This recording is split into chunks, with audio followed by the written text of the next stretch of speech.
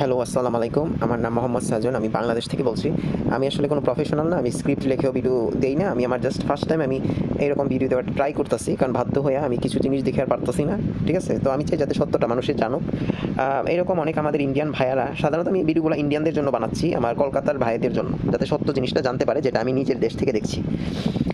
অনেক ভাইরা অনেক জিনিসকে নিয়ে ভিডিও রিঅ্যাকশন দিচ্ছে, কারণ অনেক যারা আছে এরা পাঠাচ্ছে, মানে এদের কাছে রিঅ্যাকশন দেওয়ার জন্য ওরাও দিচ্ছে। তো আসলে যারা এদেরকে পাঠাচ্ছে ভিডিওগুলো, এরাই নিজেরাই মানে আমাদের স্বাধীনতা বা সরকারেরই আর কি, যাতে এরা দেয় রিঅ্যাকশনটা। তো যাই হোক, যেমন ভিপি নূর, ঢাকসুর ভিপি নূরকে আমি বলি, ভিপি নূর এখন হয়তো ঢাকসুর নাই। তবে ভিপি নূর হচ্ছে প্রথম জামাত ইসলামের একজন কর্মী ছিল, জামাত ইসলাম সাপোর্ট করতো, জামাত ইসলামের ছিল আর কি, ঠিক আছে, নেতৃত্ব দিত। তারপরে ভিপি নূর দেখছে যে জামাত ইসলামের ইমেজ অনেক খারাপ, জঙ্গিবাজ, অনেকে এদের খারাপ রেকর্ড আছে, মানুষের পা কাটা, গলা কাটা, এরকম জিনিস আছে। তারপরে সে আরেকটা, সে তার নিজের পক্ষে থেকে একটা দল বের করে, এটার নাম দিয়েছিল গণ অধিকার পরিষদ। অনেকের মাধ্যমে বিকাশে টাকা, অন্য দেশ থেকে টাকা নেয় না, সে আন্দোলনে নামতো, সেটা করতো। তারপর এর অনেক রকম আন্দোলন আছে, যেমন কোটা মুক্তিযোদ্ধার যে কোটা বিরোধী আন্দোলন, এটা সেই কিন্তু প্রথম বাইর করে 2018 সালে। তারপর অনেক ভাঙচুর, অনেক কিছু হয়, ঠিক আছে।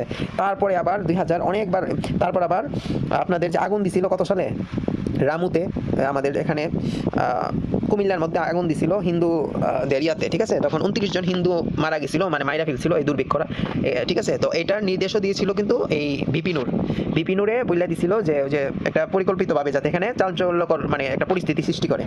এই 2022 সালে হবে এটা, কুমিল্লার মধ্যে হনুমানের উপরে পূজা মণ্ডপের মানে ইয়ার ভিতরে গিয়ে হনুমানের উপরে কোরআন শরীফ রেখা দেওয়ার জন্য বলছিল। তারপর যখন একে সিসি ক্যামেরাতে পাইছিল, রিমান্ডে নিয়েছিল, তখন সে স্বীকার করছিল, রিমান্ডে নিয়েছিল মানে সিসি ক্যামেরাতে ধরার পর যখন পুলিশ ধরছিল, প্রথম দিনই স্বীকার করছিল যে আমাকে ভিপিনুরের যে বাহিনী, এরা আমাকে টাকা দিছে যাতে আমি এটা কইরা দিই। তো এরা কিন্তু সব ভিপিনুর, মানে ভিপিনুরের ক্যারেক্টারটা এরকম, ঠিক আছে, প্রায় সময় হিন্দু বিদ্বেষী এবং একটা জঙ্গিবাজ একটা পরিস্থিতির আবার আরও কিছু গুজব দেখেন, অনেকে দেখলাম এদের কমেন্ট, এই যে রিঅ্যাকশন চ্যানেল না, এদের কমেন্টের নিচে দিতেছে যে একজন 2000 মারা। এইটাও ক্লিয়ার করি, আসলে 2000 3000 এটা ফেক, 1000ও মারা যায় না, এটা সম্পূর্ণ ভুয়া।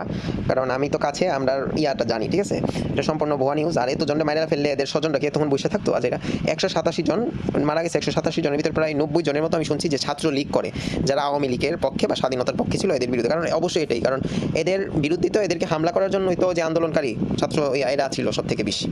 আর এই ভিপিনুর কিন্তু এখানে নিজে একটা জায়গাতে বলছে যে 500 থেকে জন মারা গেল, কিন্তু এখনো সরকার পড়লো না। তো এটা তো সরকার পড়ার মানে ছিল না, এটা তো ছাত্রদের আন্দোলন, আমি নিজেও ছাত্র, তো ছাত্রদের আন্দোলন কিন্তু এখানে কিন্তু নিজে বলছে। আর অনেকে কমেন্টে নিচে যে 1000 বলতেছে, তাহলে যে ভিপিনুর এর নিচে কিন্তু এখানে একটা জায়গা, পুলিশের একটা জায়গাতে ধরে নেওয়ার সময় তখন বলতেছে যেহেতু 400-500 মানুষ মারা গেল, কিন্তু এখনো সরকার পড়লো না।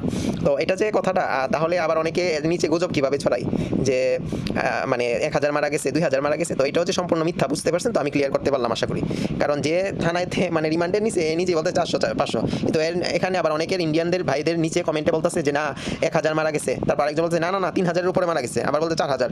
এটা সম্পূর্ণ গুজব, যাতে সরকারকে মানে আপনাদের কাছে বিলেন হিসাবে তুলতে পারে, এর জন্য এরকম চালাইতেছে। আর বাংলাদেশে তো 90% বর্তমানে মানে সরকার বিরোধী গুজব এবং স্বাধীনতা বিরোধী। সব থেকে বড় হচ্ছে এরা স্বাধীনতা বিরোধী এবং গুজব ছড়াচ্ছে, মানে স্বাধীনতার পক্ষে যারা, এদেরকে হত্যা করার চেষ্টা করছে, এদেরকে দুর্নাম করার চেষ্টা করছে, যাতে আমাদের কোনো না থাকে। আর এবং কি যারা আওয়ামী লীগ সাপোর্ট করে, এদেরকে যাতে মানে একদম চিরতলে শেষ করে দিতে পারে, এটার জন্যই এরা উঠে পড়ে লাগছে।